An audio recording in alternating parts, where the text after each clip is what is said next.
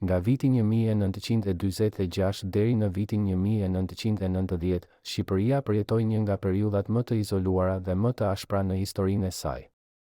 Një shtet i vogël, i mbyllur nga bota, i drejtuar nga një regjim komunist totalitar. Por si ishte jeta reale e shqiptarëve në këto vite? Në këtë video do të udhëtojmë pas në kohë për të kuptuar Shqipërinë e diktaturës.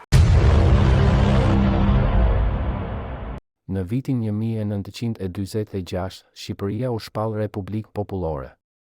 Enver Hoxha mori pushtetin absolut dhe Partia e Punës u bë forca e vetme politike në vend.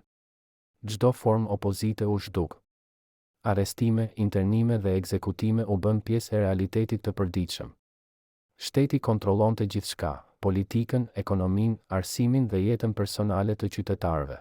Pas vendosjes së regjimit komunist, fuqitë perëndimore nuk e pranuan qeverinë e Enver Hoxhës. Në fund të viteve 40, SHRB dhe Britania e Madhe nisën operacione sekrete për të rrëzuar regjimin komunist në Shqipëri. Këto operacione njihen sot si pjesë e Operacion Valuable ose Operacion Fiend dhe synonin rikthimin e një Shqipërie antikomuniste. Fillimisht Shqipëria u lidh ngushtë me Jugosllavinë, më pas me Bashkimin Sovjetik. Por pas prishjes me Hrushovin në vitin 1961, vendi u izolua plotësisht nga lindja dhe perëndimi.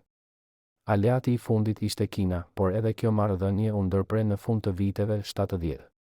Nga ajo kohë, Shqipëria mbeti një nga vendet më të izoluara në botë. Jeta e përditshme ishte e kontrolluar.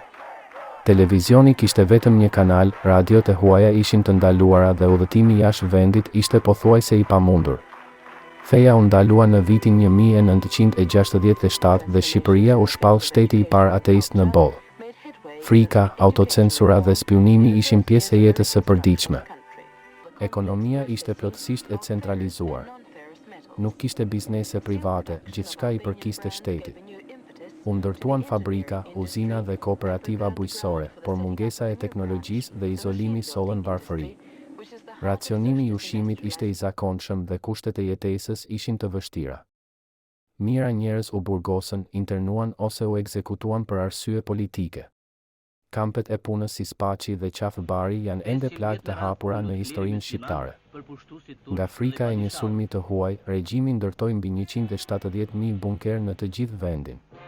Këta bunker u bën simbol i izolimit dhe paranojës së regjimit. Në fund të viteve 80, sistemi filloi të shembet.